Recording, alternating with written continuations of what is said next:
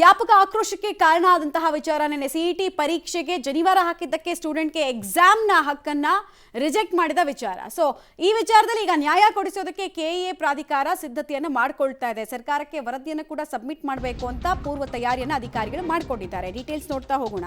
ಬೀದರ್ ವಿದ್ಯಾರ್ಥಿಗೆ ನ್ಯಾಯ ಕೊಡಿಸೋದಕ್ಕೆ Karnataka examination authority ಸಿದ್ಧತೆಯನ್ನು ಮಾಡಿಕೊಳ್ತಾ ಇದೆ. ಇವತ್ತು ಅಥವಾ ನಾಳೆಯೊಳಗೆ ಕೆಇಎನಿಂದ ನಿರ್ಧಾರ ಹೊರಬೀಳುವಂತಹ ಸಾಧ್ಯತೆ ಇದೆ. ಈಗಾಗಲೇ ಡಿಸಿಯಿಂದ ವರದಿಯನ್ನ ಕೆಇಎ ಕೇಳಿದೆ. ಡಿಸಿ ವರದಿ ಕೊಟ್ಟ ಬಳಿಕ ವಿದ್ಯಾರ್ಥಿಗೆ ಅನ್ಯಾಯ ಆಗದಂತೆ ಕ್ರಮವನ್ನ ಕೈಗೊಳ್ಳುವಂತಹ ಭರವಸೆಯನ್ನ ಪ್ರಸನ್ನ ಅವರು ನಿನ್ನೆ ಪಬ್ಲಿಕ್ ಟಿವಿ ಜೊತೆಗೆ ಮಾತಾಡ್ತಾ ಕೂಡ ಹೇಳ್ತಾ ಇದ್ರು. ಗಣಿತ ವಿಷಯಕ್ಕೆ ವಿಶೇಷ ಪ್ರಕರಣದ ಅಡಿ ಅಂಕ ಕೊಡುವಂತಹ ಸಾಧ್ಯತೆ ಇದೆ. ಅಂದ್ರೆ ಗ್ರೇಸ್ ಮಾರ್ಕ್ ಈ ಎರಡು ಸಬ್ಜೆಕ್ಟು ಯಾವ ರೀತಿ ಪರ್ಫಾರ್ಮ್ ಮಾಡಿದ್ದಾನೆ ಅದೇ ರೀತಿ ಒಂದು ಗ್ರೇಸ್ ಮಾರ್ಕ್ ನ ಕೊಡೋದು ಅಂತ. ಸರ್ಕಾರದಿಂದ ಗ್ರೀನ್ ಸಿಗ್ನಲ್ ಕೊಟ್ರೆ ರ್ಯಾಂಕ್ ಕೂಡ ಅದೇ ರೀತಿ ಆ ವಿದ್ಯಾರ್ಥಿಗೆ ಸಿಗುತ್ತೆ ಅನ್ನೋ ಸಾಧ್ಯತೆ. ಈ ತರದೊಂದು ಆಪ್ಷನ್ ಅನ್ನ ಕೂಡ ನೋಡ್ತಾ ಇದ್ದಾರೆ. ಅಥವಾ ರೀ ಎಕ್ಸಾಮ್ ಮಾಡಿಸ್ಬೋದಾ, ಅದರಲ್ಲಿ ಏನೆಲ್ಲ ಚಾಲೆಂಜಸ್ ಇದಾವೆ, ಆಮೇಲೆ ಏನೇ ಡಿಸಿಷನ್ ತಗೊಂಡ್ರು ಒಂದು 3-4 ದಿನದೊಳಗೆ ತಗೊಳ್ಬೇಕು ಅವರು. ಇದೊಂದು ವಿಶೇಷ ಪ್ರಕರಣ ಅಂತ ಪರಿಗಣಿಸೋದು ಕೆಇಎ ಮುಂದೆ ಇರುವಂತಹ ಆಯ್ಕೆಗಳ ಪಟ್ಟಿಯಲ್ಲಿ ಮೊದಲ ಸಾಲಿಗೆ ಬರುತ್ತೆ. ಸರ್ಕಾರದಿಂದ ಅನುಮತಿ ಪಡೆದು ವಿದ್ಯಾರ್ಥಿಗೆ ಮರುಪರೀಕ್ಷೆಯನ್ನ ಕೊಡೋದು. ಮರುಪರೀಕ್ಷೆ ಮಾಡೋದು ಹೇಳೋದು ಈಸಿ, ಬಟ್ ಅದಕ್ಕೆ ಆದಂತಹ ಸ್ಟ್ರಿಕ್ಟ್ ಮೆಷರ್ಸ್ ಇದಾವೆ. ಅದೆಲ್ಲವನ್ನ ಕೂಡ ಒಂದು ಲಿಮಿಟೆಡ್ ಟೈಮ್ ಲಿಮಿಟ್ ಅಲ್ಲಿ ಆಗುತ್ತಾ ಅನ್ನೋದು ಪ್ರಶ್ನೆ. ಮರುಪರೀಕ್ಷೆ ಸಾಧ್ಯ ಆಗದೇ ಇದ್ರೆ ವಿದ್ಯಾರ್ಥಿ ಮೊದಲ ದಿನ ಬರೆದಂತಹ 2 ವಿಷಯಗಳ ಬಗ್ಗೆ ಏನು ಮಾರ್ಕ್ಸನ್ನು ಆತ ತಗೊಂಡಿರ್ತಾನೆ ಅದರದ್ದೇ ಆವರೇಜ್ ಗ್ರೇಸ್ ಮಾರ್ಕ್ಸನ್ನು ಇಲ್ಲೂ ಕೊಡುವಂತಹ ಸಾಧ್ಯತೆ ಇದೆ.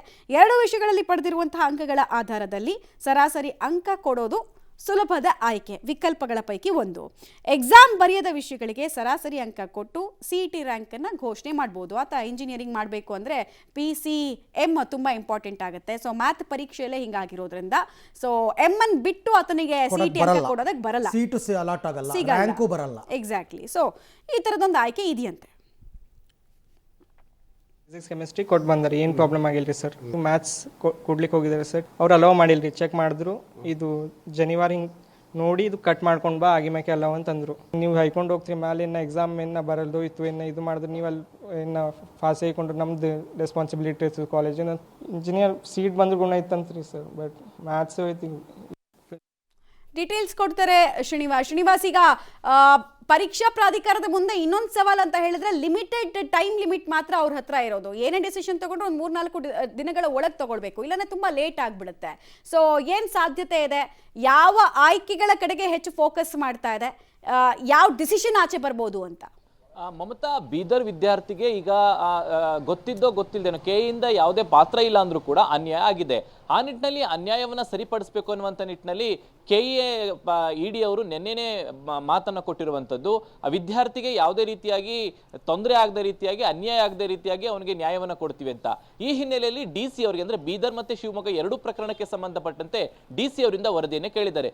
ಎಸ್ಪೆಷಲಿ ಬೀದರ್ನ ವಿಚಾರಕ್ಕೆ DC ಅವರು ವರದಿ ಕೊಟ್ಟ ಬಳಿಕ ಆ ಮುಂದಿನ ನಿರ್ಧಾರಗಳನ್ನು ತೆಗೆದುಕೊಳ್ತಾರೆ. ಯಾಕಂದ್ರೆ ಕೆಇಎನೇ ಈ ಒಂದು ನಿರ್ಧಾರವನ್ನು ತೆಗೆದುಕೊಳ್ಳೋದಕ್ಕಾಗೋದಿಲ್ಲ, ಉನ್ನತ ಶಿಕ್ಷಣ ಇಲಾಖೆ ಅಂದ್ರೆ ಸರ್ಕಾರಕ್ಕೆ ಬರಿಬೇಕಾಗತ್ತೆ. ಸರ್ಕಾರದ ನಿರ್ಧಾರವನ್ನು ಅಥವಾ ಸರ್ಕಾರದಿಂದ ಗ್ರೀನ್ ಸಿಗ್ನಲ್ ಅನ್ನ ತೆಗೆದುಕೊಂಡು ಈ ಮುಂದಿನ ಪ್ರಕ್ರಿಯೆಗಳನ್ನ ಮಾಡಬೇಕಾಗುತ್ತೆ.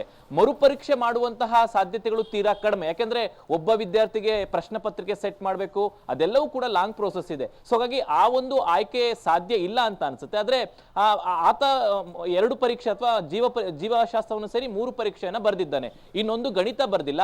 ಆ 3 ಪರೀಕ್ಷೆಗಳ ಒಂದು ಅವರೇಜ್ ಮಾರ್ಕ್ಸ್ ತಗೊಂಡು ಆ ಗಣಿತ ವಿಷಯಕ್ಕೂ ಕೂಡ ಅಂಕಗಳನ್ನು ಕೊಡುವಂತ ಸಾಧ್ಯತೆ ಇದೆ. ಇಲ್ಲದೆ ಹೋದ್ರೆ ಸೆಕೆಂಡ್ PUCಯಲ್ಲಿ ಓವರ್ ಆಲ್ ಏನು ಮಾರ್ಕ್ಸ್ ತೆಗೆದುಕೊಂಡಿದ್ದಾನೆ ಅದು ಮತ್ತೆ ಗಣಿತ ವಿಷಯಕ್ಕೆ ಎಷ್ಟು ಮಾರ್ಕ್ಸ್ ತಗೊಂಡಿದ್ದಾನೆ ಅದರ ಒಂದು ಅವರೇಜ್ ಅನ್ನು ತೆಗೆದುಕೊಂಡು ಒಟ್ಟು ಸಿಇಟಿ ಪರೀಕ್ಷೆ ಮತ್ತೆ ದ್ವಿತೀಯ PUC ಪರೀಕ್ಷೆಯ 2 ಅಂಕಗಳನ್ನು ಪರಿಗಣನೆ ಮಾಡಿ ಒಂದು ಅವರೇಜ್ ಅಂಕವನ್ನು ಕೊಟ್ಟು ರ್ಯಾಂಕ್ ಕೊಡುವಂತಹ ಸಾಧ್ಯತೆ ಇದೆ. ಈ ವಿಚಾರವಾಗಿ ಈಗಾಗಲೇ ವರದಿಯನ್ನ ಕೆಇಎ ಸಿದ್ಧಪಡಿಸಿಕೊಂಡಿದೆ.